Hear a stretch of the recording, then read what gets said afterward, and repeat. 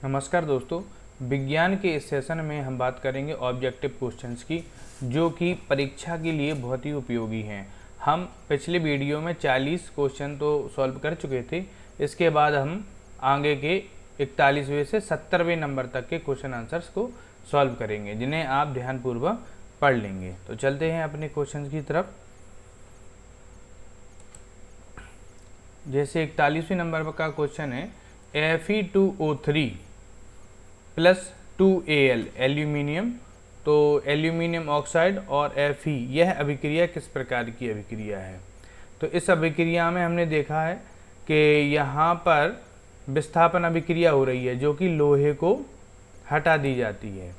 और लोहे को हटा दी जाने पर क्या काम होता है यहाँ पर कि इसका आयरन का विस्थापन हो जाता है।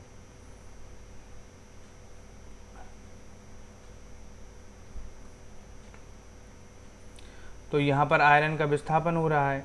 तो आयरन के विस्थापन होने से इस अभिक्रिया को बोलेंगे विस्थापन अभिक्रिया, यानी इसका आंसर है डी। आगे चलेंगे, किसी अभिक्रिया में भाग लेने वाले पदार्थ क्या कहलाते हैं।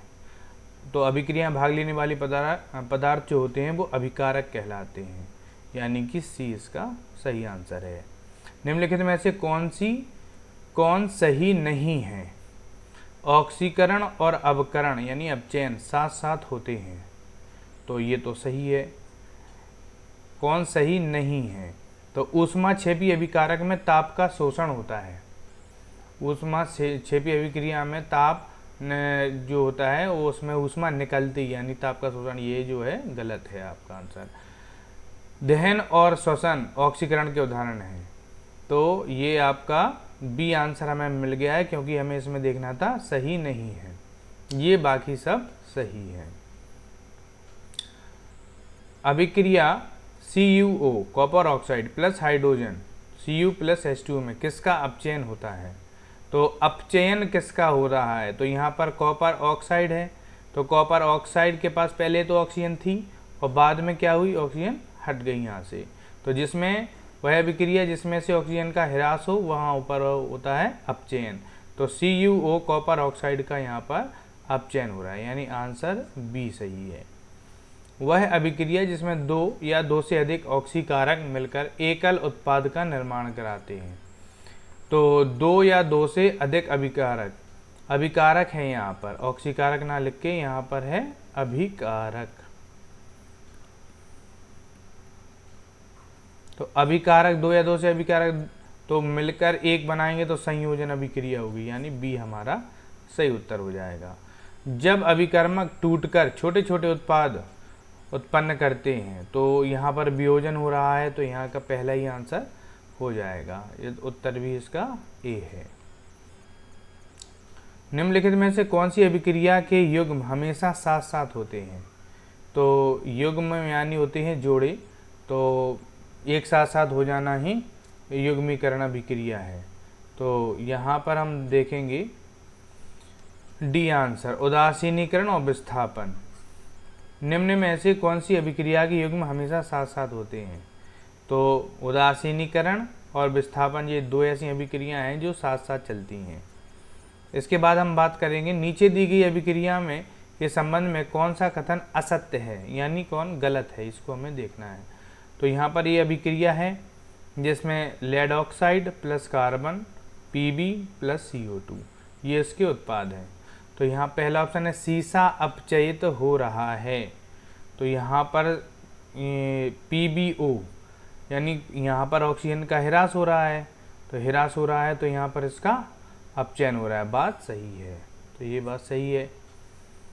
असत्य देखना है, कार्बन डाइऑक्साइड उपचयित हो रहा है।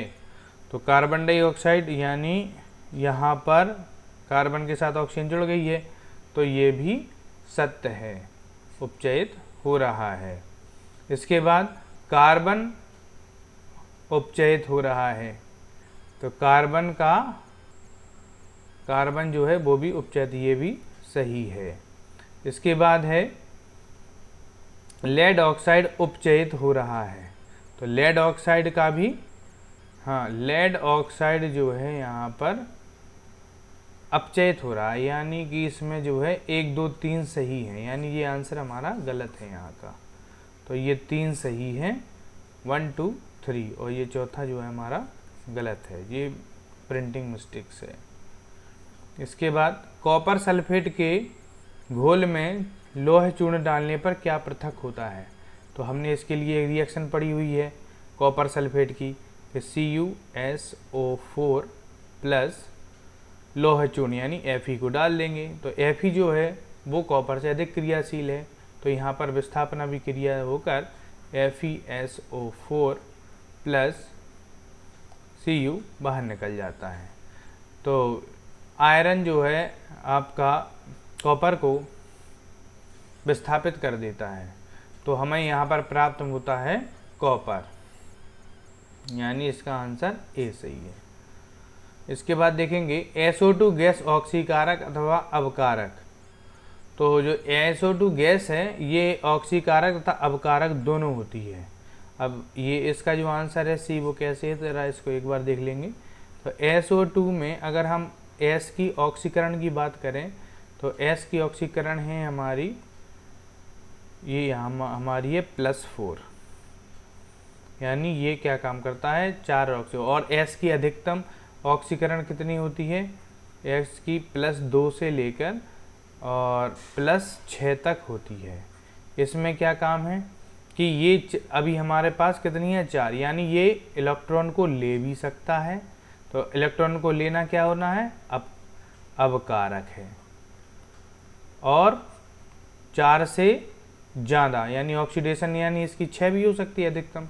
तो ये जब इलेक्ट्रॉन देगा तो ये ऑक्सीकरण भी करेगा, तो ऑक्सीकरण भी करेगा।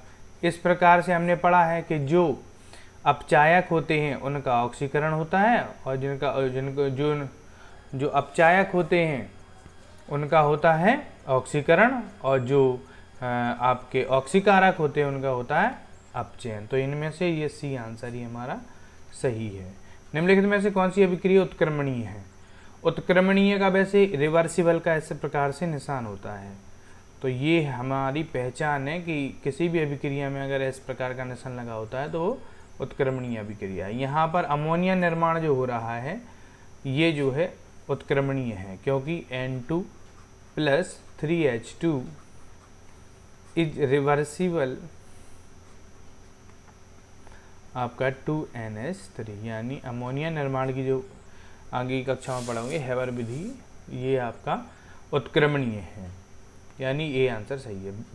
वैसी रासायनिक अभिक्रियाएं जो प्रकाश के अवशोषण द्वारा घटित होती हैं, तो जब हमें पता है कि प्रकाश संबंधित अभिक्रियाएं हो गई तो प्रकाश रासायनिक अभिक्रियाएं। तांबे की वस्तुओं पर हरी रंग की परत जमना क्या कहलाता है। तो तांबे पर हरे रंग की परत, चांदी पर काले रंग की परत, तो ये हमारी अभिक्रियाएं कहलाती हैं संक्षारण। दानेदार जस्ता पर तनु H2SO4 डालने पर हमें पता है कि धातु पर जब अम्ल डाला जाता है तो हाइड्रोजन गैस निकलती है, तो बी इसका सही आंसर है। 3FeSH2O = Fe3O4 + 2H2। इस समीकरण में H2O क्या है।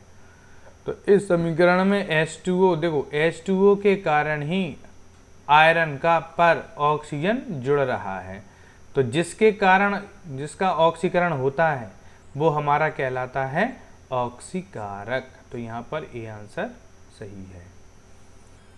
संक्षारण का उदाहरण है, संक्षारण जंग लगना, लोहे में जंग लगना, चांदी की वस्तु पर काली परत, तांबे के बर्तन पर हरे रंग की परत का बनना, इनमें से सभी तो डी आपका सही आंसर है। साग सब्जियों का विघटित होकर कंपोस्ट बनाना किस अभिक्रिया का उदाहरण है। तो ये हमेशा ऊष्माक्षेपी अभिक्रिया। अब ये ऊष्माक्षेपी कैसे है, क्योंकि जब भी कोई खाद या कंपोस्ट खाद बनती है तो वह गर्म होती है, यानी उसको जब निकाला जाता है तो गर्मी का अनुभव होता है उसमें से, तो इस प्रकार से ऊष्मा निकलती है उसमें से, इसलिए ये ऊष्माक्षेपी अभिक्रिया। लोह चूर्ण पर तनु HCl अम्ल डालने पर क्या होता है। तो जब लोहे के चूर्ण पर यानी लोहे पर जब HCl डाल दिया जाता है तो FeCl3 यानी आयरन क्लोराइड बन जाता है।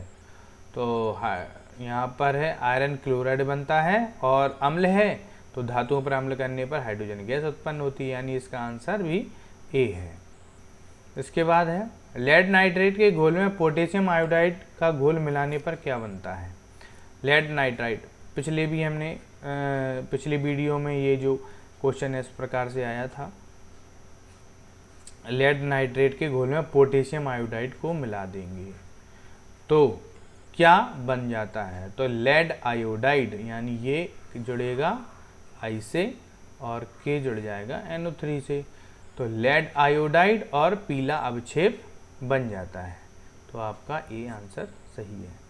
प्रकाश संश्लेषण की किस प्रकार की रासायनिक अभिक्रिया कहा जाता है। तो जो अभिक्रियाएं प्रकाश के उपस्थिति में संपन्न होती हैं वे अभिक्रियाएं प्रकाश रासायनिक अभिक्रियाएं कहलाती हैं। इसी प्रकार से चिप्स के पैकेट में कौन सी गैस डाली जाती है। सभी को पता है नाइट्रोजन गैस इसमें फिल करते हैं। अम्लीय जल विद्युत विच्छेदन से H2O2 गैस उत्पन्न होती है। इन दोनों गैसों में क्या अनुपात है। तो इन दोनों गैसों का क्या अनुपात है। तो हमें पता है कि H2O में H2O अगर इस प्रकार से फॉर्मूला रखें तो दोनों का अनुपात क्या है, तो 2:1 निकल के आता है, जो कि आंसर ए सही है। इसी प्रकार से निम्नलिखित में से कौन सा समीकरण संतुलित है। तो संतुलित में देखेंगे हाइड्रोजन 2 है, क्लोरीन 2 है, तो यहाँ पर हाइड्रोजन भी 2 है और क्लोरीन भी 2। तो हाइड्रोजन 2 है, यहाँ पर है क्लोरीन 2, यहाँ पर ये तो हमारा संतुलित हो गया, बाकी हमारे असंतुलित है, यानी आंसर ए सही है। फेरस सल्फेट FeSO4 7H2O के विघटन से बने Fe3 का रंग कैसा होता है। देखो Fe3 हमें पता है जंग का सूत्र, जंग का सूत्र होता है Fe2O3 × XH2O, तो ये जंग का सूत्र भूरा रंग का हो जाता है, यानी बी आंसर।